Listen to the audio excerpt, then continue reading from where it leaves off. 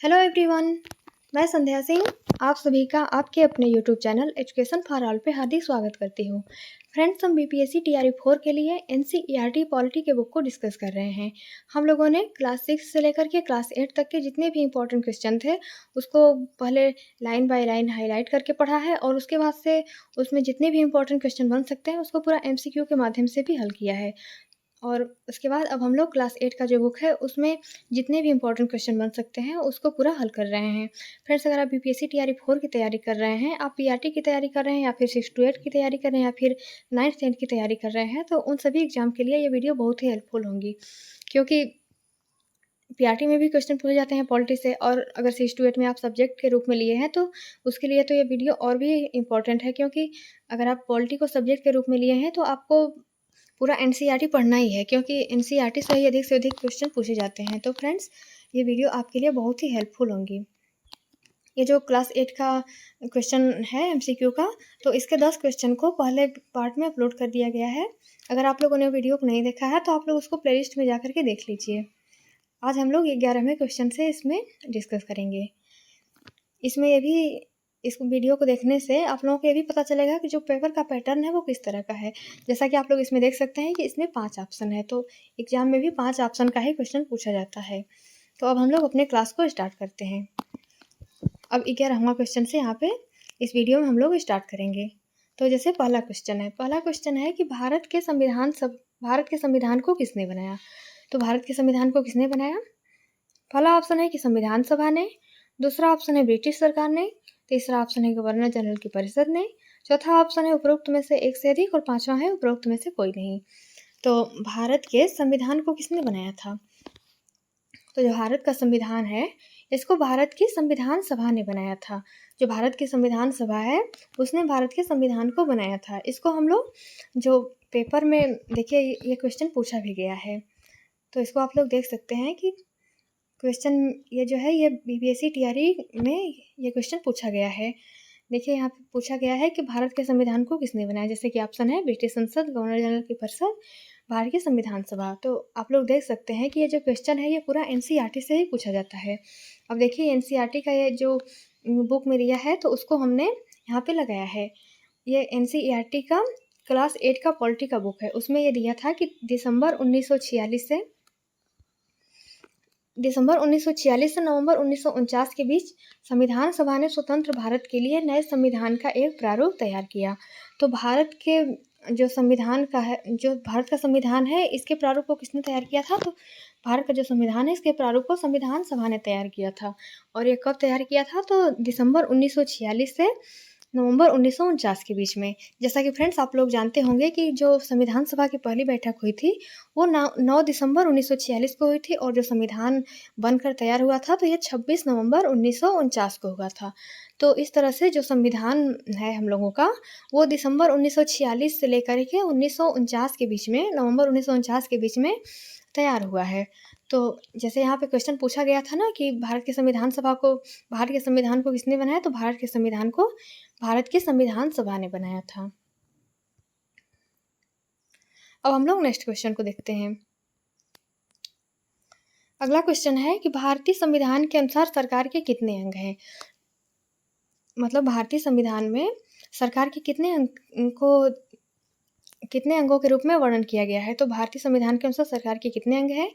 पहला ऑप्शन है कि 3, दूसरा ऑप्शन है 4, तीसरा ऑप्शन है 5, चौथा ऑप्शन है उपरोक्त में से एक से अधिक और पांचवा है उपरोक्त में से कोई नहीं। तो भारतीय संविधान के अनुसार सरकार के 3 अंग हैं। ये 3 अंग कौन कौन से हैं? तो पहला अंग है व्यवस्थापिका, और दूसरा है कार्यपालिका, तीसरा है न्यायपालिका। तो भारतीय संविधान के अनुसार सरकार के 3 अंग होते हैं, व्यवस्थापिका, कार्यपालिका और न्यायपालिका। आप लोग इसको अच्छे से ध्यान में रखिएगा कि भारतीय संविधान के अनुसार सरकार के 3 अंग होते हैं। अगला क्वेश्चन है कि हमारे निर्वाचित प्रतिनिधि कहाँ होते हैं। जो हम लोग चुनाव के माध्यम से जो अपने प्रतिनिधियों को निर्वाचित करते हैं तो वे कहाँ रहते हैं? पहला ऑप्शन है कि विधायिका में, दूसरा ऑप्शन है कार्यपालिका में, तीसरा ऑप्शन है न्यायपालिका में, चौथा ऑप्शन है उपरोक्त में से एक से अधिक और पाँचवा है उपरोक्त में से कोई नहीं।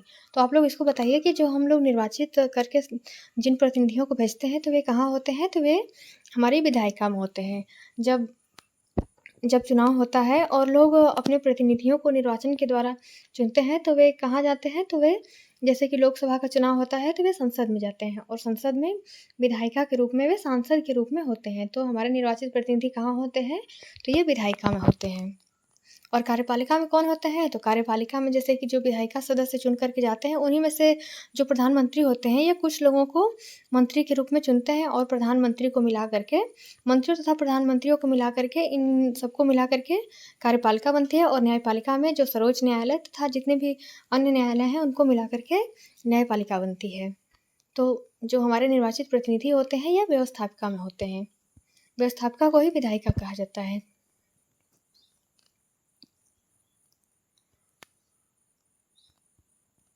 अगला क्वेश्चन है, भारतीय संविधान के किस भाग को संविधान की अंतरात्मा कहा जाता है?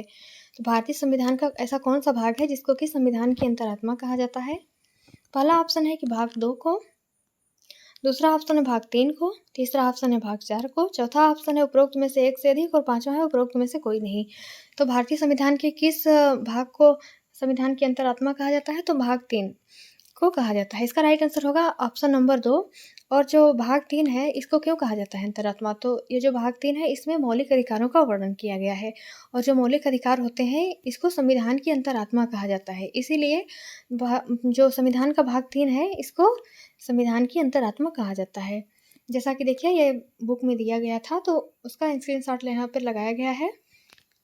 तो यहाँ पे देखिए दिया है कि मौलिक अधिकारों वाला खंड भारतीय संविधान की अंतरात्मा भी कहलाता है। तो भारतीय संविधान की अंतरात्मा कौन कहलाता है? तो भारतीय संविधान की अंतरात्मा जो है वो मौलिक अधिकारों वाला खंड और मतलब कि भाग 3 कहलाता है। जो मौलिक अधिकार है, ये भाग 3 में दिए गए हैं।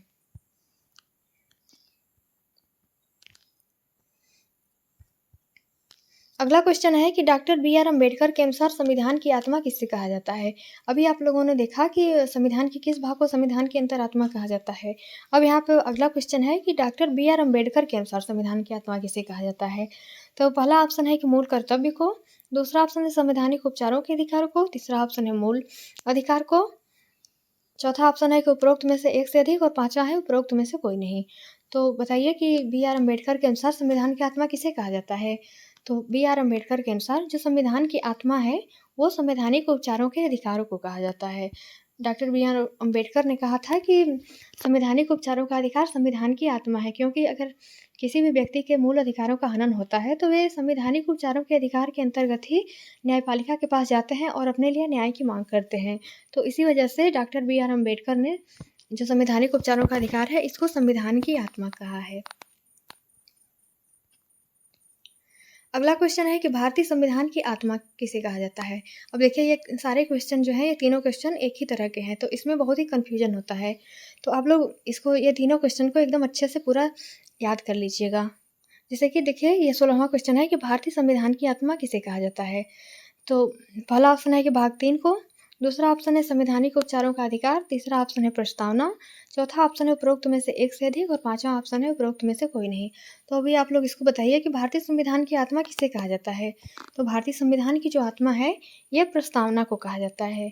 ऐसे अगर क्वेश्चन पूछा जाता है कि भारतीय संविधान के किस भाग को अंतरात्मा कहा जाता है, तो जो भाग 3 है मौलिक अधिकारों वाला भाग, उसको संविधान की अंतरात्मा कहा जाता है। और अगर ये पूछेगा कि डॉक्टर बी.आर. अम्बेडकर के अनुसार संविधान की आत्मा किसे कहा जाता है, तो जो संवैधानिक उपचारों का अधिकार है, उसको कहा जाता है बी.आर. अम्बेडकर के अनुसार संविधान की आत्मा। और भारतीय संविधान की आत्मा, अगर इस तरह से क्वेश्चन पूछा जाए कि भारतीय संविधान की आत्मा किसे कहा जाता है, तो प्रस्तावना को भारतीय संविधान की आत्मा कहा जाता है। तो इसका राइट आंसर होगा ऑप्शन नंबर 3, प्रस्तावना। अगला क्वेश्चन है कि संविधान सभा की अंतिम बैठक कब हुई थी? संविधान सभा की अंतिम बैठक है, वो कब हुई थी? तो पहला ऑप्शन है कि 22 जनवरी 1950, दूसरा ऑप्शन है 24 जनवरी 1950, तीसरा ऑप्शन है 26 जनवरी 1950, चौथा ऑप्शन है उपरोक्त में से एक से अधिक और पांचवा ऑप्शन है उपरोक्त में से कोई नहीं। तो संविधान सभा की अंतिम बैठक कब हुई थी? तो संविधान सभा की जो अंतिम बैठक है ये 24 जनवरी 1950 को हुई थी।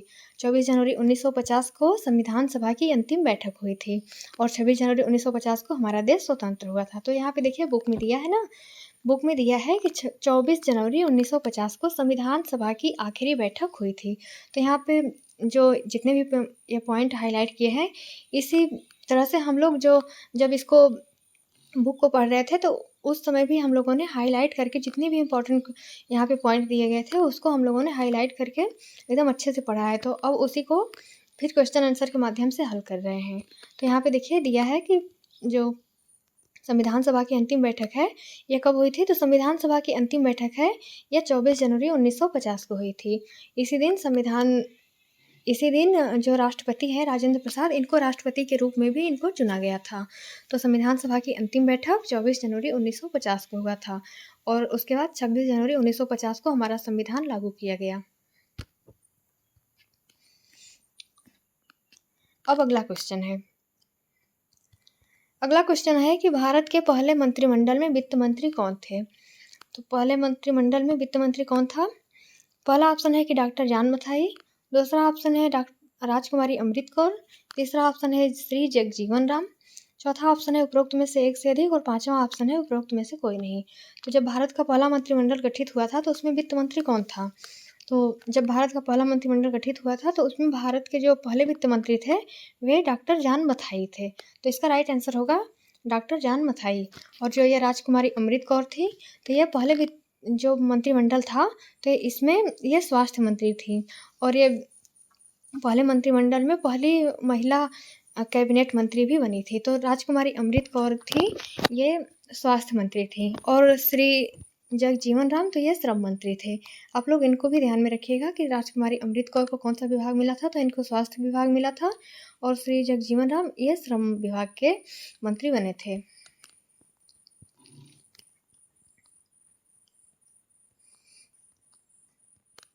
अगला क्वेश्चन है कि किस देश में गैर मुसलमानों को मंदिर या गिरजाघर बनाने की छूट नहीं है?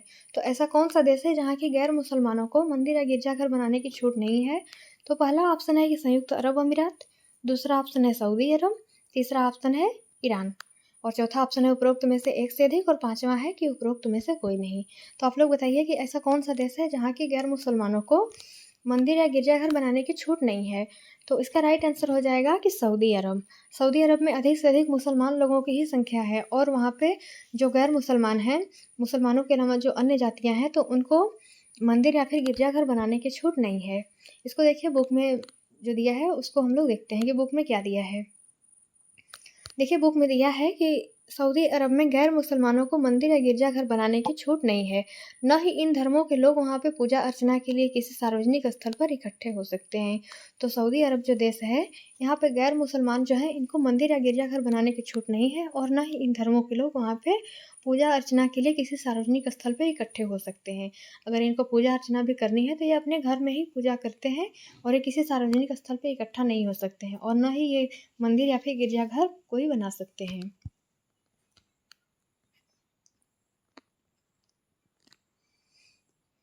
अगला क्वेश्चन है कि भारतीय धर्मनिरपेक्षता में कौन से तत्व शामिल हैं? तो जो भारत का धर्मनिरपेक्षता है, जैसे कि आप लोग जानते हैं ये भारत एक धर्मनिरपेक्ष राज्य है। तो भारत की धर्मनिरपेक्षता में कौन कौन से तत्व शामिल हैं? तो पहला ऑप्शन है कि कोई एक धार्मिक समुदाय दूसरे धार्मिक समुदाय को न दबाए और दूसरा ऑप्शन है कि राज्य ना तो कोई खास धर्म थोपेगा और ना ही किसी की धार्मिक स्वतंत्रता को छीनेगा। अगला ऑप्शन है कि राज्य धार्मिक क्रियाकलापों में दखल न देने के लिए कुछ धार्मिक समुदायों को विशेष छूट देता है। चौथा ऑप्शन है कि उपरोक्त में से एक से अधिक और पांचवा है उपरोक्त में से कोई नहीं।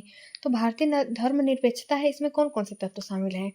तो भारतीय धर्मनिरपेक्षता में अगर कोई एक धार्मिक समुदाय है तो ये दूसरे धार्मिक समुदाय को न दबाए। ये भारतीय धर्मनिरपेक्षता का तत्व होता है कि कोई भी एक धार्मिक समुदाय है तो वो किसी भी दूसरे धार्मिक समुदाय को न दबाए, उसको प्रताड़ित न करे। और फिर जैसे अगला ऑप्शन है कि राज्य ना तो कोई खास धर्म थोपेगा और ना ही किसी धार्मिक किसी की धार्मिक स्वतंत्रता को छीनेगा। तो आप लोग जानते हैं कि राज्य का कोई भी विशेष धर्म नहीं है, मतलब कि राज्य किसी भी धर्म को विशेष रूप से बढ़ावा नहीं देगा और ना ही किसी भी व्यक्ति के ऊपर किसी खास धर्म को थोपेगा और ना ही किसी भी व्यक्ति की धार्मिक स्वतंत्रता को छीनेगा। तो भारतीय धर्मनिरपेक्षता का ये भी एक तत्व है कि राज्य किसी भी धर्म को नहीं थोपेगा किसी भी व्यक्ति के ऊपर और ना ही किसी भी व्यक्ति की धार्मिक स्वतंत्रता को छीनेगा। जो है ये संविधान के मौलिक अधिकार में भी दिया गया है कि राज्य किसी भी व्यक्ति की धार्मिक स्वतंत्रता को नहीं छीनेगा। अगला ऑप्शन है कि राज्य धार्मिक क्रियाकलापों में दखल न देने के लिए कुछ धार्मिक समुदायों को विशेष छूट देता है। जो राज्य है ये धार्मिक क्रियाकलापों में दखल न देने के लिए जो कुछ खास धार्मिक समुदाय हैं इनको कुछ विशेष छूट देता है। जैसे कि जो सिख लोग होते हैं तो ऐसे जो सामान्य व्यक्ति होते हैं इनको जब टू व्हीलर जो गाड़ी होता है तो उनको चलाते समय हेलमेट पहनना ज़रूरी होता है, लेकिन जो सिख धर्म के लोग होते हैं तो ये अपने सिर पे पगड़ी बांधते हैं, तो जिसकी वजह से इनको इस कानून में कुछ छूट दिया गया है कि अगर ये हेलमेट ना भी पहने तो इनके ऊपर कोई जुर्माना नहीं दिया जाएगा। तो इस तरह से इनको छूट दिया गया है। तो वही दिया गया है कि राज्य धार्मिक क्रियाकलापों में दखल न देने के लिए कुछ धार्मिक समुदायों को विशेष छूट देता है। तो इस तरह से इसके तीनों ही ऑप्शन सही हैं। तो इसका राइट आंसर हो जाएगा उपरोक्त में से एक से अधिक। अब इसको देखिए हम लोग यहाँ पे देखते हैं कि भारतीय धर्मनिरपेक्षता में कौन कौन से तत्व शामिल हैं। तो देखिए कोई भी एक धार्मिक समुदाय किसी दूसरे धार्मिक समुदाय को न दबाए। और दूसरा ऑप्शन है कि कुछ लोग अपने ही धर्म के अन्य सदस्यों को भी न दबाएं। जो कुछ लोग होते हैं ये अपने धर्म के ही, जैसे कि हिंदू धर्म में देखिए होता है कि ब्राह्मण जाति के जो कुछ अन्य जातियाँ होती हैं ये अपनी निचली जातियों को दबा करके रखती हैं, उनको प्रताड़ित करती हैं, उनसे छुआछूत जैसा व्यवहार करती हैं। तो इसका निषेध किया गया है कि कुछ लोग अपने ही धर्म के अन्य सदस्यों को न दबाएं। और अगला है कि राज्य न तो किसी खास धर्म को थोपेगा और न ही लोगों की धार्मिक स्वतंत्रता को छीनेगा। तो राज्य जो है वह कोई भी खास धर्म को किसी व्यक्ति के ऊपर नहीं थोपेगा और न ही लोगों की धार्मिक स्वतंत्रता को छीनेगा। तो ये बुक में भी दिया गया था। तो भारतीय धर्मनिरपेक्षता के अंतर्गत इतने तत्वों को शामिल किया गया है। इस क्लास में बस इतना ही था फ्रेंड्स। अब हम लोग मिलेंगे नेक्स्ट वीडियो में। वीडियो पसंद आए तो आप लोग इसको लाइक एंड सब्सक्राइब कर दीजिएगा ताकि आगे आने वाले वीडियो का नोटिफिकेशन आपको सही समय से मिल सके। अब हम लोग नेक्स्ट वीडियो में मिलेंगे। वीडियो देखने के लिए आप लोगों का बहुत बहुत धन्यवाद।